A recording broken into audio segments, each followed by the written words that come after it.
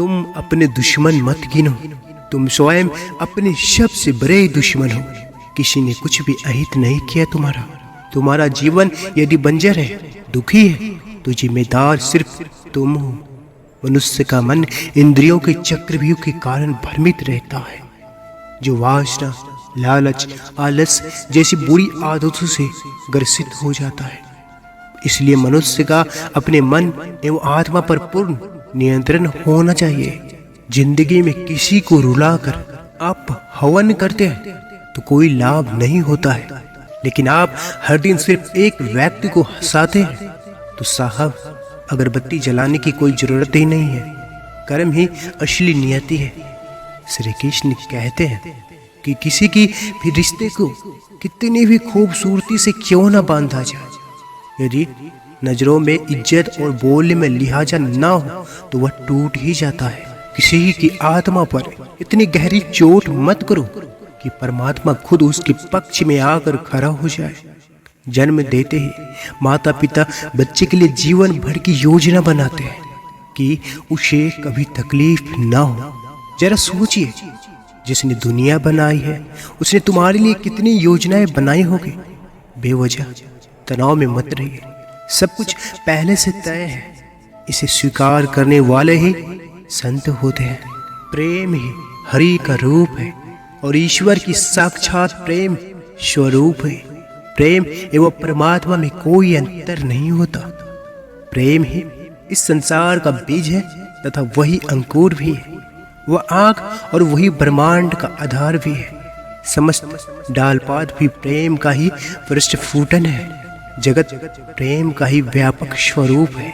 मैं स्वयं किसी की सहायता नहीं करता, अपितु मैं जिसके पक्ष में होता हूँ समग्र सृष्टि उसकी सहायता करती है।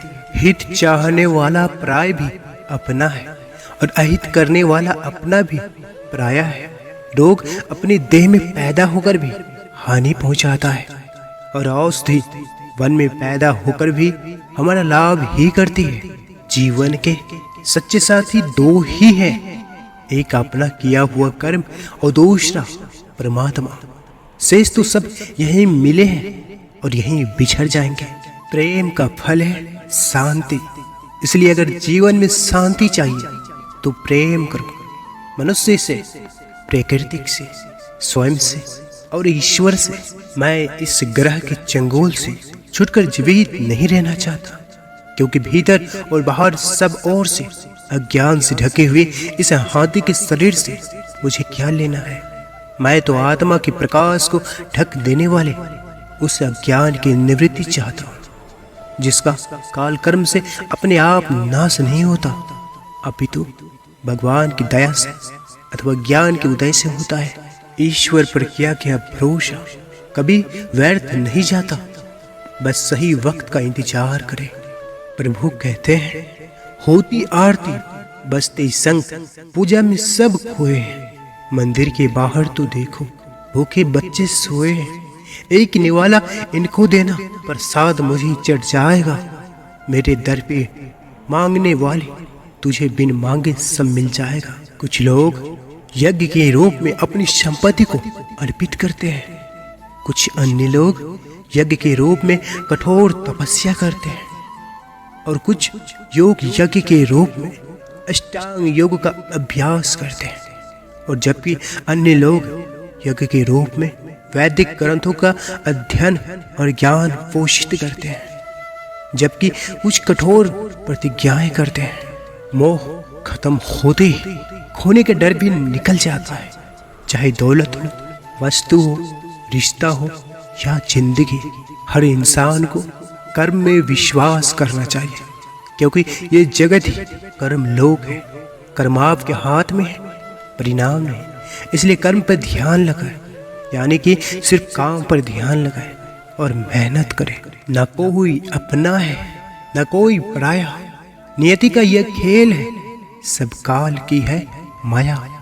क्या करना है सिर्फ और सिर्फ यही हमारे हाथ में है, लेकिन क्या होगा यह हमारे नहीं, सिर्फ उस परमात्मा के हाथ में है। अहिंसा ही परम धर्म है, पर धर्म की रक्षा के लिए की गई धर्म हिंसा उससे भी बड़ा धर्म है।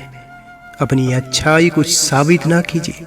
अगर आपके पास किरदार में दम होगा तो वक्त खुद आपकी कीमत लोगों को बता देगा। 4 वेद, 6 शास्त्र, 18 पुराण, 60 नीतियां, 108 उपनिषद। जब दुनिया पढ़ना नहीं जानती थी तब हिंदुओं ने वेद लिख दिए। जब कहीं भी शिक्षा नहीं थी तब यहाँ गुरुकुल चलते थे। जब इंग्लैंड ने 1635 में अपना पहला स्कूल खोला था और कलम पकड़ना सिखा रहा था, तब हमारे यहाँ 72 लाख गुरुकुल थे और हमारे वेद पुराण लिखे जा चुके थे। भगवान की नजर इस संसार के हर एक जीव पर है। मनुष्य के हर एक कर्मों के बारे में वो अच्छे से जानते हैं। मनुष्य चाहकर भी उसे छिपा नहीं सकते। अशिष्टा का जवाब कभी न दे।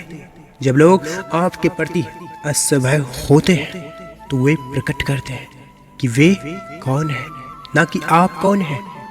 इसे व्यक्तिगत रूप से ना ले, चुप रहे। आगे चलकर जीत आपकी ही होगी। यदि आपने उसके लिए युद्ध नहीं किया जो चाहिए तो उसके लिए रोना व्यर्थ है। जो नहीं मिला, जो आत्माएं सिर्फ अपने स्वार्थ और भोग विलास के लिए ही जीवन व्यतीत करती है, वो वापिस मृत्यु लोक से भटकती रहती है। परंतु जो आत्मा परम चैतन्य परमात्मा को जान चुकी है और दूसरों को कल्याण हेतु जीवित व्यतीत करती है, कोई भी स्वार्थ रहे तो वैसे ही आत्मा स्वर्गलोक से ऊपर परम धाम को प्राप्त होती है। आत्मा अमर है, इसका ना जन्म हुआ था न मरती है, या कहीं से भी नहीं निकली, न ही इससे कुछ निकला। भले ही यह शरीर नष्ट हो जाए, आत्मा नष्ट नहीं होती है। एक हद की बात है, किसी की गलतियों को नजरअंदाज करना महंगा पड़ जाता है। अब डूबने का क्या खौफ प्रभु, जब नाव भी तेरे, दरिया भी तेरा, लहरें भी तेरे और हम भी तेरे। जब आत्मा वह शरीर का रहस्य समझ जाएगा तब जागृति होगी, वह मरने का भय खत्म हो जाएगा। गीता में लिखा है, अपनी पीड़ा के लिए संसार को दोष मत दीजिए, शांत होकर अपने मन को समझाओ। तुम्हारे मन का परिवर्तन ही तुम्हारे दुखों का अंत है। भगवान की पूजा अर्चना करना हिंदू धर्म का संस्कार है। रोज सुबह स्नान करके भगवान की पूजा करना चाहिए और उन्हें भोग जरूर लगाना चाहिए। ऐसा करने से घर परिवार पर भगवान की कृपा हमेशा बनी रहती है और परिवार पर आने वाली परेशानियां अपने आप खत्म होने लगती है। इसलिए रोज भगवान की पूजा करने का नियम जरूर बनाएं। तुम्हारी किस्मत का लिखा तुमसे कोई नहीं छीन सकता। अगर भरोसा है भगवान पर तो तुम्हें वो भी मिलेगा जो तुम्हारा हो नहीं सकता। पैसा मानव इतिहास की सबसे खराब खोज है, लेकिन मनुष्य के चरित्र को परखने की सबसे विश्वसनीय सामग्री है। जहाँ मूर्ख नहीं पूजे जाते, जहाँ अन्न की सुरक्षा की जाती है और जहाँ परिवार में कलह नहीं होती, वहाँ लक्ष्मी निवास करती है। जो लोग दूसरों को बर्बाद करने की सोचते हैं वो अपने मकसद से इस हद तक अंधे हो जाते हैं कि वह खुद का बर्बाद हो जाए, इसका उनको पता भी नहीं चलता और आगे चलकर उसे नरक का द्वार मिलता है। आसान नहीं है हिंदुओं को जगाना। स्वयं श्री नारायण को भी 18 अध्याय और 7 श्लोक बोलकर सुनाने पड़े।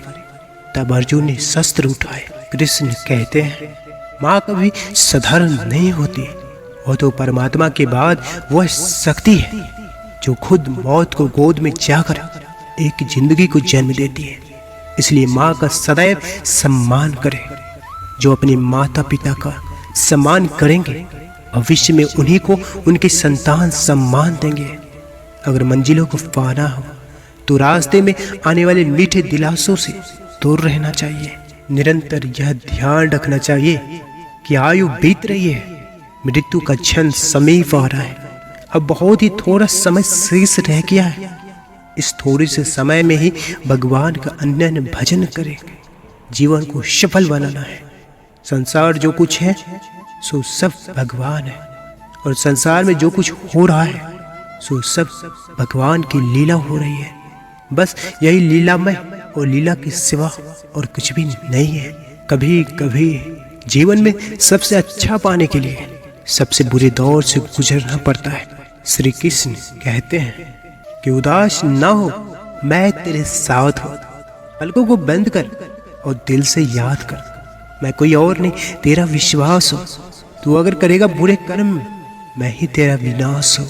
कृष्ण जी कहते हैं कलयुग में पैसा ईश्वर से भी बड़ा हो जाएगा। बड़ों और गुरुजनों के आगे बुद्धिहीन पैसे वाले का महत्व ज्यादा हो जाएगा। पैसा ही रिश्ते बनाएगा, पैसा ही रिश्ते तोड़ेगा। लोभ करोगे पैसे की तो पैसा ही तुझे नर्क का रास्ता दिखाएगा। जो बदला जा सके उसे बदलो, जो बदला ना जा सके उसे स्वीकारो, और जो स्वीकारा ना जा सके उसे दूर हो जाओ। लेकिन स्वयं को हमेशा खुश रखो। अगर ईश्वर ने वो ले लिया जिसे खोने की आप कभी कल्पना नहीं कर सके थे, तो अवश्य वो कुछ ऐसा भी देंगे जिसे पाने का आपने कभी सोचा भी नहीं होगा। धृतराष्ट्र ने संजय से पूछा, तुम्हें क्या लगता है इस युद्ध में कौन जीतेगा? संजय ने जवाब दिया, युद्ध में अर्जुन ही जीतेगा, क्योंकि उसके साथ श्री कृष्ण है। अर्थात जिस व्यक्ति के साथ श्री कृष्ण होते हैं उनकी जीत निश्चित होती है।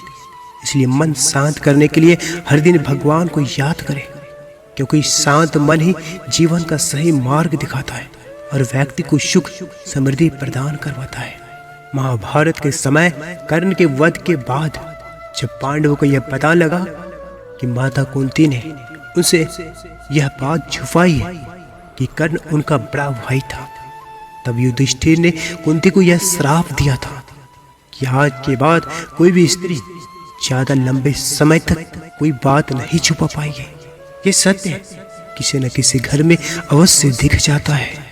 जब दुर्योधन ने श्री कृष्ण को बंदी बनाने का प्रयास किया था, तब कौरवों की सभा में श्री कृष्ण जी का विराट रूप प्रकट हुआ, जिसे भीष्म पितामह, द्रोणाचार्य, महात्मा विदुर एवं तपस्या धनी महर्षि ही देख सके। अन्य सभी लोगों के नेत्र बंद हो गई थे। अतीत में हुई किसी बुरी घटना के कारण जो लोग जिंदगी में आगे बढ़ना भूल जाते हैं, वैसे लोग अपने हाथों से वो भी खो देते हैं जो चीजें भविष्य उन्हें देने वाली होती है। कभी जीवन में हारा हुआ महसूस करो और कोई मार्ग न दिखे तो श्रीमद् भगवद गीता की शरण अवश्य लेना, या तुम्हें सही मार्ग दिखाएंगे। हे पार्थ, यदि किसी दूसरे की कुकर्मों का सजा स्वयं को ही देनी हो तो निश्चय होकर क्रोध करो, यही तुम्हारे लिए सबसे बड़ा दंड होगा। प्रिय मित्रों, अगर आप इस चैनल पर पहली बार श्रीमद् भगवद गीता का ज्ञान प्राप्त करने आए हैं तो कृपया इस चैनल को सब्सक्राइब जरूर करें। इस वीडियो को लाइक कर वीडियो के कमेंट में जय श्री कृष्ण राधे अवश्य लिखें। धन्यवाद।